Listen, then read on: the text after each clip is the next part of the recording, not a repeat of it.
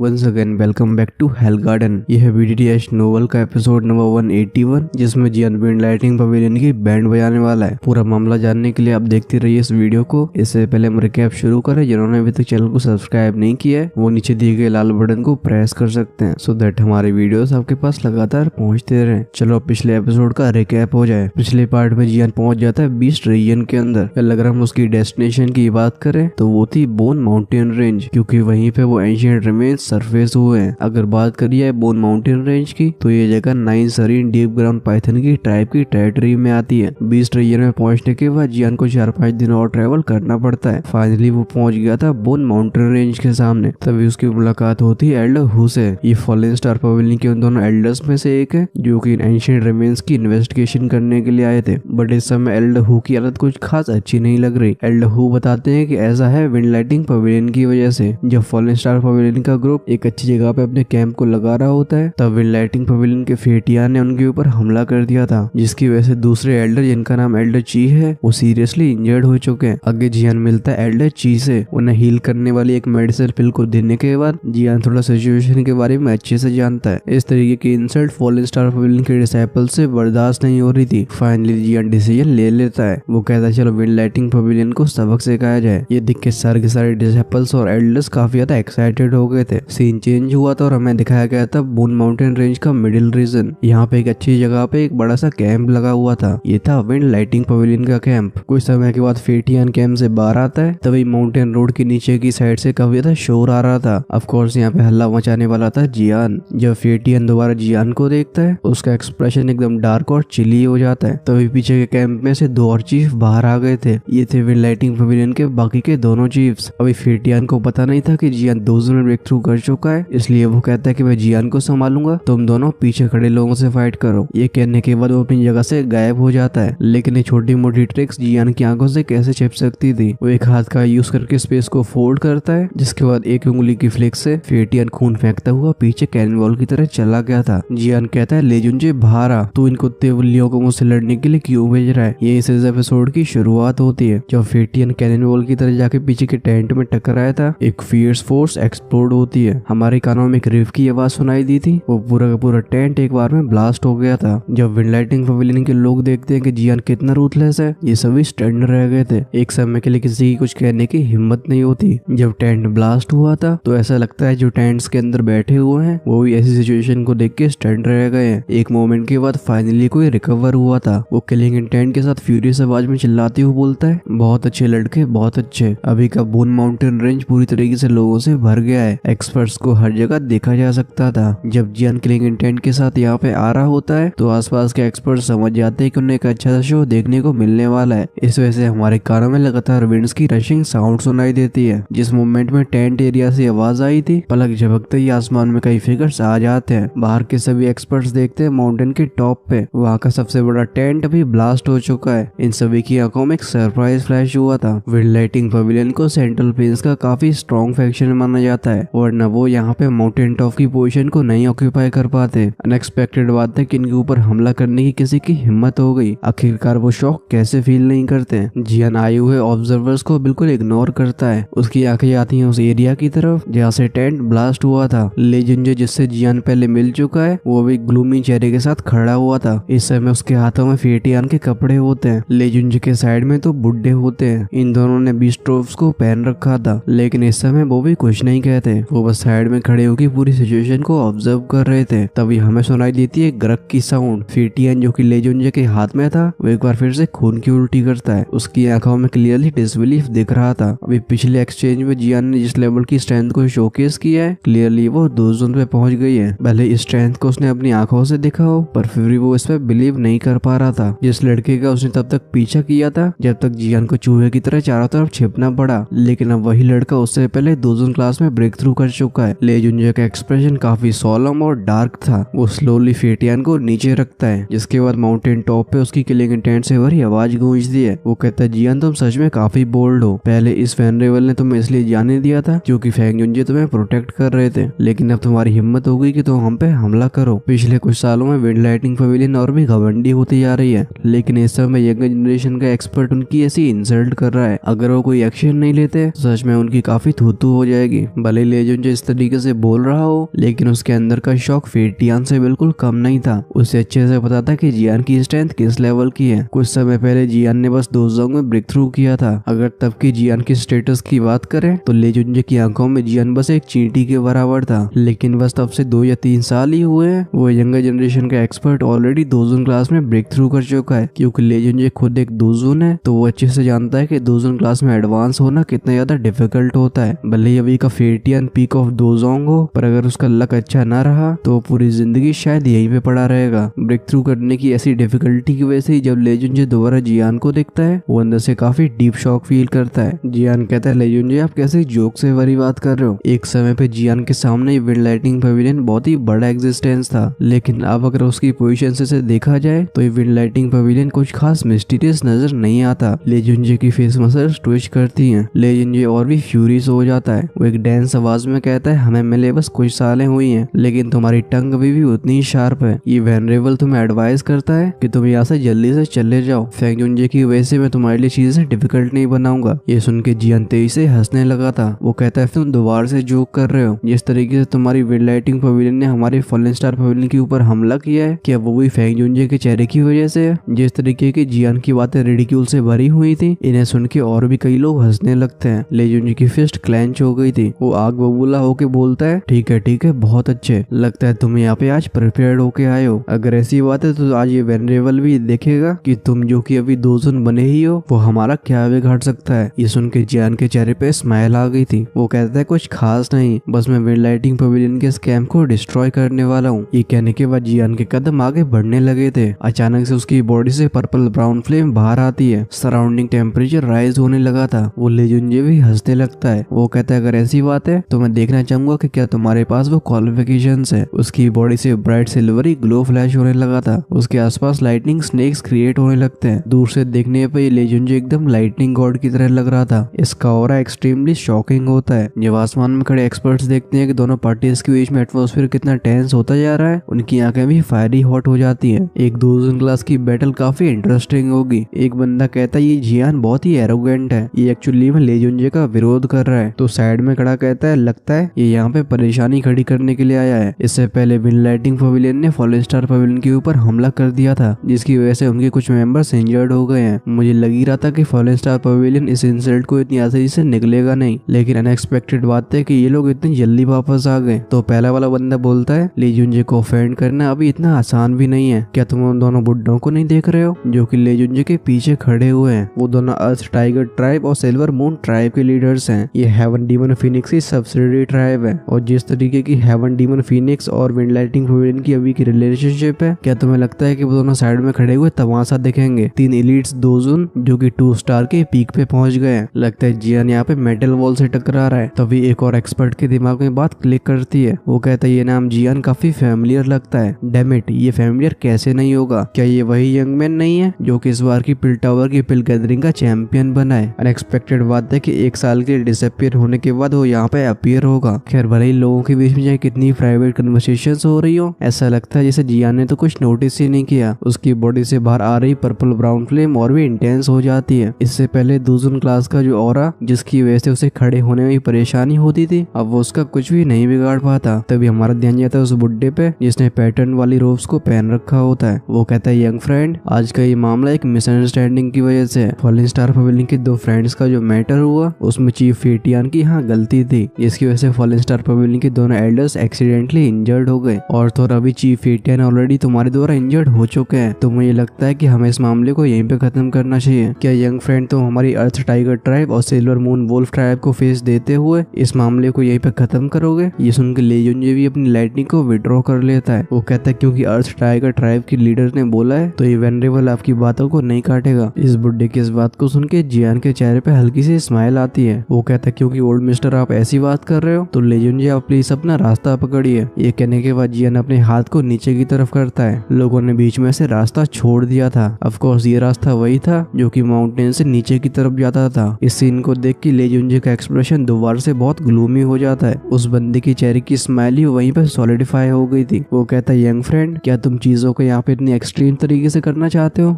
ये सुन के जियान के चेहरे की स्माइल भी चली गई थी। उसकी आंखों में एक फियर्स ग्लिंट फ्लैश हुआ था। जियान कहता है विंड लाइटिंग पवेलियन ने पब्लिकली मेरी फॉलन स्टार पवेलियन की इंसल्ट करी है। ओल्ड मिस्टर, क्या तुम ये कहना चाहते हो कि हम इस इंसल्ट को लेकर अपने फॉलन स्टार पवेलियन में वापस चले जाएं? जियान के ऐसे डिमीनियर को देख के ली जुनजे और उन दोनों बुड्ढों के भी एक्सप्रेशन चेंज होते हैं। उनकी आंखें चिल्ली हो जाती हैं। बुड्ढा कहता है, बहुत अच्छे लड़के, सच में तू काफी बोल्ड है। तू 3 दोस्तों के सामने इस तरीके से बात कर पा रहा है। सच में पिल गैदरिंग का चैंपियन अपनी रेपुटेशन को डिजर्व करता है। जियान के इन शब्दों को सुन के ऑडियंस भी शॉक हो गई थी। कई लोग जियान को हल्के से चीयर भी करने लगते हैं। उस टाइगर रोब वाले ओल्ड मैन का एक्सप्रेशन एकदम आइसी हो गया था। वो कहता है, मैं ये परवाह नहीं करता कि तुम इंसानी दुनिया में कितने आउटस्टैंडिंग हो, लेकिन ये जगह बीस्ट रीजन है, यहाँ पे तुम्हारी ये बदतमीजी बिल्कुल नहीं चलेगी। तभी साइड में खड़ा वो सिल्वर हेयर ओल्ड मैन भी ब्रूटल तरीके से बोलता है, तुम जल्दी से इस माउंटेन से गायब हो जाओ, हम इस मैटर को जाने देंगे। अदरवाइज अगर यहाँ पे आज फेंग जुनजे भी आ जाते हैं तो भी मैं तुम्हें बताऊंगा कि यहाँ पे किस तरीके से बिहेव किया जाता है। ये कहने के बाद इन दोनों ने भी अपने औरों को रिलीज कर दिया था। इन तीनों के आसपास एक तूफान सा बन जाता है। ऐसे सीन को देखे कई लोगों के फेस एक्सप्रेशंस थोड़े चेंज होते हैं। ऑडियंस कई कदम पीछे लेती है। जब माउंटेन टॉप पे इन तीनों एलीट दोजोस ने अपने औरों को रिलीज किया था, इस फ्राइटनिंग प्रेशर की वजह से ऐसा लग रहा था जैसे जियान के ग्रुप के ऊपर एक पहाड़ रख दिया गया है। इन तीनों के औरों को देख के जियान ने भी एक गहरी सांस ली थी। फाइनली वो सभी की स्टंट आंखों के सामने 2 कदम और आगे बढ़ाता है। उसकी उंगली पॉइंट करती है माउंटेन के रोड की तरफ। सभी के कानों में एक थंडर जैसी आवाज गई थी। जियान कहता है, मैं आखिरी बार ये बोल रहा हूँ, तुम लोग फटाक से यहाँ से रोल करते हुए नीचे जाओ, वरना यहाँ से जाने का तुम्हें मौका नहीं मिलेगा। इसी मोमेंट में 3 फ्राइटिंग ऑरेंज जो कि जियान के पीछे छिपे हुए थे वो भी इरप्ट हो जाते हैं। इन तीनों के इतने भयानक से और की वजह से लेजेंडरी के ग्रुप का वो प्रेशर एकदम चूहे की तरह वापस लौट जाता है। जब जियान के ग्रुप ने अपने औरों को रिलीज किया था, लेजेंडरी और उन दोनों बुड्ढों के एक्सप्रेशन चेंज हुए थे। वो जल्दी से 2 कदम पीछे लेते हैं। लेजेंडरी कहता है, 4 दोजन, ये 4 वास्ट और माइटी और एक दूसरे में एंटेंगल होकर एक बड़े से ड्रैगन में ट्रांसफॉर्म हो जाते हैं। इस पावरफुल प्रेशर की वजह से सिर्फ लेजेंडरी का ग्रुप 2 कदम पीछे नहीं लेता, बल्कि विंड लाइटिंग पवेलियन के एक्सपर्ट्स के चेहरे एकदम गैसली व्हाइट हो गए थे। उनसे अब सांस भी नहीं ले जाती। उनकी आंखों में शॉक भरा हुआ था। जब अचानक से ऐसा मजेस्टिक ऑरा इरप्ट होता है, ऑडियंस के बीच में भी अप्रोर क्रिएट हो जाता है। सभी की स्टंट आंखें देखती है लिटिल फेई डॉक्टर के ग्रुप को, जो कि जियान के पीछे खड़ा हुआ है। अभी जाके फाइनली उन्हें समझ में आया था कि जो 3 लोग लो प्रोफाइल करके जियान के पीछे खड़े हुए होते हैं, वो तीनों ही जेन्युइन एलीट दोजोन्स हैं। और अगर इसमें जियान को भी ऐड कर लिया जाए तो फिर फॉलन स्टार पवेलियन के साइड अभी 4 एलीट दोजोन्स खड़े हुए हैं। ऐसी भयानक सी लाइनअप से विंड लाइटिंग पवेलियन कहाँ ही कंपेयर कर सकती थी। 2 कदम पीछे लेने के बाद लेजेंडरी अपनी बॉडी को रोक पाया था। उसकी शौक से भरी आंखें देखती हैं लिटिल फेई डॉक्टर के ग्रुप को, जो कि जियान के पीछे खड़ा हुआ है। अगर उस बड़े से इंसान को छोड़ दिया जाए तो वो ब्यूटीफुल सी यंग लेडी और वो ओल्ड मैन दोनों ही 3 स्टार दोजोन के पीक पे पहुंच गए। ऐसी स्ट्रेंथ का वो बिल्कुल सामना नहीं कर सकता। लेजेंडरी के दिल में एक बड़ा सा तूफान बन गया था। वो अंदर ही अंदर से कहता है, ये कैसे हो सकता है? फॉलन स्टार पवेलियन के पास इतने सारे दोजोन्स कैसे हो सकते हैं? ऑफ कोर्स सेंट्रल फ्लेम्स के अंदर कोई फैक्शन जो कि अपनी पहचान को रखता है, उसका बैकग्राउंड काफी डीप होता है, लेकिन उसकी विंड लाइटिंग पवेलियन की फाउंडेशन भी कई सेंचुरीज पुरानी है। अगर हम सच में काउंट करें तो विंड लाइटिंग पवेलियन का इतिहास फॉलन स्टार पवेलियन से भी पुराना है, पर फिर भी वो एक बार में 3 एलीट दोजोन्स को बाहर नहीं निकाल सकते। हमारा ध्यान जाता है उन दोनों बीस्ट रोब्ड ओल्ड मैन पे। अभी उनके एक्सप्रेशन चेंज होने लगे थे। वो फाइनली रियलाइज करते हैं कि चीजें काफी पेचीदा हो गई हैं। 4 दोजन, अगर इन दोनों के क्लैन के टॉप एक्सपर्ट्स को भी ऐड कर दिया जाए तब भी वो स्ट्रेंथ से टकरा नहीं सकते हैं। ऐसे वास्ट और माइटी ऑरे की वजह से इस माउंटेन टॉप का एटमोसफियर काफी जकड़ सा जाता है। विंड लाइटिंग पवेलियन के वो डिसाइपल्स जो कि अभी काफी प्राउड फील कर रहे होते हैं, वो इस समय एक दूसरे को देखने लगे थे। अभी उनकी कुछ भी कहने की हिम्मत नहीं होती। वो बुड्ढा जिसने टाइगर रोब्स को पहन रखा होता है, वो कुछ कहना चाहता था, लेकिन जब उसकी आंखें जाती हैं जियान के ऐसी कोल्ड एक्सप्रेशन पे, तुरंत ही उसका मुंह वहीं पे शांत हो जाता है। फाइनली उसका ध्यान जाता है लेजेंडरी की तरफ, जिसका चेहरा और भी ग्लूमी होता जा रहा था। अभी की सिचुएशन को देखते हुए ये बात बिल्कुल ऑब्वियस है कि विंड लाइटिंग पवेलियन डिसएडवांटेज में। अच्छा हुआ कि ये लोग यहाँ से चुपचाप से चले जाएं, क्योंकि अगर यहाँ पे बैटल शुरू हो गई तो फिर इन तीनों की और भी ज्यादा बेइज्जती होने वाली है। लेजेंडरी का एक्सप्रेशन और भी डार्क होता जाता है। वो जियान को लगातार देखे जा रहा था। वो फाइनली अपनी दांती को मीचते हुए बोलता है, लड़के बहुत अच्छे, अगर मुझे पता होता कि आज ऐसा होने वाला है तो तब मैं तुझे जिंदा बिल्कुल नहीं छोड़ता। बट लेजेंडरी को ऐसे बिहेव करते हुए देख के जियान बस हल्की सी स्माइल ही पास करता है। लेजेंडरी कहता है गो। जियान की मुस्कान की चमकान को देख के उसके दिल की फ्यूरी और भी बढ़ गई थी, लेकिन अभी की सिचुएशन को देख के वो क्लियरली समझ पा रहा था कि जियान के ग्रुप के पास वो स्ट्रेंथ है जिससे उन्हें फोर्सफुली नीचे फेंक सके। लेजेंडरी जानता था कि कब पीछे हटा जाए और कब हमला किया जाए। अभी हेवन डीमन फिनिक्स टाइप का ग्रुप आया नहीं है। जब वो लोग आ जाएंगे तो फाइनली वो भी बदला ले सकेगा। लेजेंडरी फोर्सफुली अपने गुस्से को सप्रेस करता है। वो ग्लूमी एक्सप्रेशन के साथ माउंटेन माउंटेन रोड की तरफ जाने लगा था। जब इस सीन को विंड लाइटिंग पवेलियन के डिसाइपल्स देखते हैं तो वो भी डिप्रेस तरीके से अपने टेंट को कलेक्ट करके लेजुनजे को फॉलो करने लगे थे। जब लेजुनजे जियान के सामने से निकल रहा था वो एक बार रुक के जियान से कहता है, जियान अभी तुम इतनी जल्दी खुश मत हो, बहुत जल्दी तुम्हें आज के इस इंसल्ट की कीमत चुकानी होगी। ये सुन के जियान कहता है, हाँ हाँ तुम कभी भी आ जाना। ये सुन के लेजुनजे और भी डिप्रेस हो गया था। वो अपने ग्रुप को लेके यहाँ से फाइनली चला जाता है। जब फॉलिंग स्टार पवेलियन के डिसाइपल्स देखते हैं कि विंड लाइटिंग पवेलियन कैसे मिजरेबल तरीके से नीचे जा रहे हैं, ये सभी चीयर्स करने लगते हैं। अब जब वो जियान को देख रहे थे उनकी आंखों में एक एडिशनल रिस्पेक्ट दिखाई दे रहा था। जब उनके प्राइड के ऊपर विंड लाइटिंग पवेलियन ने हमला किया तो जियान ने उन्हें सर उठा के चलने का दोबारा से मौका दिया है। इस मोमेंट में वो पहली बार सोचते हैं कि अगर उनके पास पहले से ऐसा जूनियर चीफ होता तो फॉलिंग स्टार पवेलियन अभी तक बहुत पावरफुल बन चुका होता। मीची लुआन जो कि काफी देर से टेंशन में थी उसे भी रिलैक्स करने का मौका मिलता है। वो सीक्रेटली जियान की तरफ देखती है। ये लड़का जब लेजुनजे जैसे एक्सपर्ट को भी फेस करता है जो कि सेंट्रल प्लेन्स में काफी रिनाउंड है, तब भी इसके चेहरे पे कोई भी डर नहीं देखा जा सकता। हमारा ध्यान जाता है जियान के ऊपर। वो कहता है चलो यहाँ पे अपने टेंट्स को लगाया जाए। इस समय फॉलिंग स्टार पवेलियन के डिसाइपल्स के दिलों में जियान की बात काफी वजन रखती थी। इस वजह से जैसे जियान इस ऑर्डर को देता है सभी लोग फटाक से एक्नॉलेज करते हैं। उन सभी ने बिखर के अपने अपने टेंट्स को लगाना शुरू कर दिया था। जब आसमान में खड़े ह्यूमन फिगर्स देखते हैं कि यहाँ की कैंप साइड की फाइट खत्म हो गई है तो उन सभी को भी सर हिलाते हुए जाना पड़ा था। वो ऐसे रिजल्ट को लेके बिल्कुल सेटिस्फाइड फील नहीं कर रहे थे। खैर वो लोग जो इस बड़ी सी बैटल को एंटिसिपेट कर रहे होते हैं वो तो बिल्कुल इरप्ट नहीं हुई, तो फिर उनका डिप्रेस फील करना नॉर्मल है। म्यूचिन लुआन जियान को रिमाइंड करते हुए बोलती है, जियान भले आज हमने विंड लाइटिंग पवेलियन को डरा के भगा दिया हो लेकिन वो ऐसी इंसल्ट को बिल्कुल सॉल्व नहीं करने वाले। वो हमसे बदला लेने के लिए जरूर वापस लौटेंगे। इस वजह से तुम्हें केयरफुल रहना होगा। ऑफ कोर्स जियान भी इस बात से एग्री करता था। वो कहता है हमारे यहाँ पे आने का मेन एम है वो सोल बेबी फ्रूट। चाहे कुछ भी हो जाए हमें उस चीज को ऑब्टेन करना ही होगा। अगर ये विंड लाइटिंग पवेलियन सच में इंटरवीन करना चाहती है तो फिर वो मेरे रूथलेस एक्शंस को बिल्कुल ब्लेम नहीं कर सकते। मिशन लुआन जियान की आंखों में फ्लैश हो रही चिल को फील कर पा रही थी। वो कहती है मैं विंड लाइटिंग पवेलियन की परवाह नहीं करती लेकिन आफ्टर ऑल ये जगह बीस्ट रीजन है। दिन ब दिन हेवन ड्यून फिनिक्स क्लैन और विंड लाइटिंग पवेलियन की अच्छी दोस्ती होती जा रही है। अगर वो यहाँ पे इंटरवीन करते हुए आते हैं तो फिर इस बात को जियान भी जानता था। वो रैंडमली स्माइल करके बोलता है जैसी सिचुएशन बनेगी हम उसे वैसे ही डील करेंगे। अगर आज हमने एक्शन नहीं भी लिया होता तब भी हेवन ड्यून फिनिक्स ट्राइब मुझे डेफिनेटली टारगेट करती। ये कहने के बाद जियान माउंटेन टॉप की एज पे जाने लगा था। उसकी आंखें नैरो होकर फोकस होती है माउंटेन रेंज के मिडिल रीजन की तरफ। मिचिन लुआन कहती है ये वही डायरेक्शन है जहाँ पे इस बार के एंशिएंट रिमेन्स अपीयर हुए हैं। जियान हल्के से नोट करता है। वो उस जगह के स्पेस को लगातार डिस्टॉर्ट होते हुए देख पा रहा था। क्लियरली इस जगह के ओनर ने इन एंशिएंट रिमेन्स के ऊपर एक एक्सट्रीमली पावरफुल बैरियर को लगाया है। हमारा ध्यान जाता है एल्डर हुप है जो कि जियान के पीछे चल रहे होते हैं। वो कहते हैं एंशिएंट रिमेन्स डेंजर से भरा हुआ है। उस जगह को कई पावरफुल एंशिएंट पपेट्स गार्ड कर रहे हैं। एडिशनली वहाँ पे कई ट्रैप्स भी हैं। अगर वहाँ पे एक एलीट दोजन भी जाता है तभी वो बिल्कुल केयरलेस नहीं हो सकता। एल्डर हु आगे कंटिन्यू करते हुए बोलते हैं ये एंशिएंट रिमेन्स एक स्पेशल सील में छिपे हुए हैं। ओकेजनली उस स्पेशल रिपल में से कुछ क्रैक लाइंस अपीयर होती हैं। उस समय के दौरान कई एक्सपर्ट्स उसके अंदर घुस जाते हैं लेकिन अभी तक जितने भी लोगों ने उसमें एंटर किया है उनमें से मैक्सिमम लोगों की हालत अच्छी नहीं रही। ये सुन के जियान ने अपनी भौं से कोड़ ली थी। लगता है इस एंशिएंट रिमेन्स को बिल्कुल अंडर एस्टिमेट नहीं किया जा सकता भले ये चाहे कितने भी समय से दबा हुआ हो। एल्डर हु कहते हैं लेकिन अभी तक किसी भी दोजन ने स्पेशल सील में एंटर नहीं किया है। स्पेशल सील में एक रिस्ट्रिक्शन एबिलिटी है। अगर कोई एलीट दोजन फोर्सफुली इसके अंदर एंटर करता है तो फिर सील एक एक्सट्रीमली पावरफुल बैकलैश को रिलीज करेगी। क्योंकि यहाँ की सील प्लेस करी गई है एलीट दोशेंग के द्वारा तो फिर भले इस सील को काफी समय हो गया है तब भी एलीट दोजन इससे टकराना नहीं चाहेगा। एल्डर हु की बात को सुन के जियान की आईब्रोस और भी निट हो जाती हैं। वो कहता है अभी तक किसी दोजन ने एंटर नहीं किया, क्या इसका मतलब ये नहीं है कि मैं भी एंटर नहीं कर पाऊंगा? एल्डर हु अपनी दाढ़ी को सहलाते हुए आगे एक्सप्लेन करते हैं। वो कहते हैं जूनियर चीफ आपको परेशान होने की आवश्यकता नहीं है। अब ये स्पेशल सील बहुत ज्यादा थिन हो चुकी है। ज्यादा से ज्यादा ये कुछ और दिनों में स्कैटर हो जाएगी क्योंकि तब सील के डिफेंसेस नहीं रहेंगे। इस वजह से एलीट दोजन्स का इसमें एंटर करना सेफ होगा। बस उसी मोमेंट्स का यहाँ पे बहुत सारे दोजन्स वेट कर रहे हैं। फाइनली ये सुन के जियान साय करता है। वो अपनी नजरों को चारों तरफ पहाड़ों पर ले जाता है। दोजन में ब्रेक थ्रू करने के बाद उसका जिस तरीके का शार्प परसेप्शन हो चुका है वो आसपास की हरियाली में से बहुत पावरफुल औरों को भी सेंस कर पा रहा था। जियान की आंखों में भी एक सरप्राइज फ्लैश हुआ था। सच में एंशिएंट रिमेन्स कहलाने के वर्दी है। इस चीज ने इतने सारे एलीट दोजन्स को यहाँ पे अट्रैक्ट कर लिया है। लगता है इन एंशिएंट रिमेन्स की वजह से एक ब्लडी बैटल होना बिल्कुल अनअवॉइडेबल है। तभी जियान के दिमाग में एक थॉट फ्लैश हुआ था। वो कहता है कि आपको यहाँ पे हॉल ऑफ सोल की खबर मिली फाइनली ये सुन के एल्डर हु भी सीरियस मोड में आ जाते हैं। वो कहते हैं मैंने अभी तक उनके बारे में कोई खबर नहीं सुनी है, लेकिन वो लोग काफी स्ट्रेंज और अनप्रेडिक्टेबल है। अगर वो लोग यहाँ पे आए भी होंगे तब भी हम दोनों एल्डर्स उन्हें डिस्कवर करने के लिए काफी नहीं है। लेकिन मेरे गैस के हिसाब से एंशिएंट रिमेन्स की खबर काफी दूर तक फैल गई होगी। हॉल ऑफ सोल का यहाँ पे इंटरवीन करना बिल्कुल नॉर्मल होगा, बस हम ये नहीं जानते कि उनके कितने एक्सपर्ट्स यहाँ पे आने वाले हैं। जियान स्माइल करके नोट करता है। उसकी आंखों में एक चिल्डनेस फ्लैश हुई थी। तभी म्यूचिन लियोन डाउटफुल तरीके से बोलती है इस बोन माउंटेन रेंज में तुम्हें हॉल ऑफ सोल की इतनी परवाह करने की जरूरत नहीं है, क्योंकि 9 serene deep ground python tribe यहाँ की ओनर है, तो फिर उनसे डील करना काफी ट्रबलसम होगा। सिर्फ उन लोगों के पास बहुत सारे एक्सपर्ट्स नहीं है, even heaven demon phoenix tribe भी उनसे उलझना नहीं चाहती। हाउएवर मैं काफी ज्यादा स्ट्रेंज फील कर रही हूँ। इस जगह को 9 serene deep ground python tribe की टेरिटरी बोला जा सकता है, और जिस तरीके का उनका कैरेक्टर है वो किसी को इस माउंटेन में इतनी आसानी से घुसने नहीं देते। लेकिन इस बार एंशिएंट रिमेन्स की इतनी खबर फैल चुकी है तब भी अभी तक 9 serene deep ground python tribe ने इंटरवीन नहीं किया। जियान भी बड़बड़ाते हुए कहता है 9 सरीन डीप ग्राउंड पाइथन। वो हल्के से नॉड करता है, क्योंकि ये ट्राइब मैजिकल बीस्ट वर्ल्ड में 3 ग्रेट ट्राइब्स में से एक बन पाई है। ये 9 serene deep ground python tribe कोई ऑर्डिनरी फैक्शन नहीं है। ये सुन के एल्डर हु भी अपना सिर हिलाते हुए बोलते हैं हाँ अभी 9 serene deep ground python tribe अपने आप को भी संभाल नहीं पा रही है, तो फिर वो इस एंशिएंट रिमेन्स में अपनी नाक क्यों अड़ाएंगे। ये सुन के म्यूचिन लुआन सरप्राइज भरी आवाज में कहती है वो अपना भी ध्यान नहीं रख पा रहे हैं, उनके साथ क्या हुआ। एल्डर हु अपनी दाढ़ी को सहलाते हुए दोबारा बोलते हैं मैं इस मामले को लेकर एकदम सर्टन तो नहीं हूँ, लेकिन जिस तरीके के सूत्रों से हवाले से हमें खबर मिली है पिछले कुछ समय में 9 serene deep ground python tribe के कई मेंबर्स बड़े अजीब तरीके से डिसअपियर हो रहे हैं। 9 serene deep ground python tribe के मिसिंग मेंबर्स में से इवन एक लीड दोजन भी शामिल है। अभी वो मर्डरर के बारे में काफी खतरनाक तरीके से सर्च कर रहे हैं।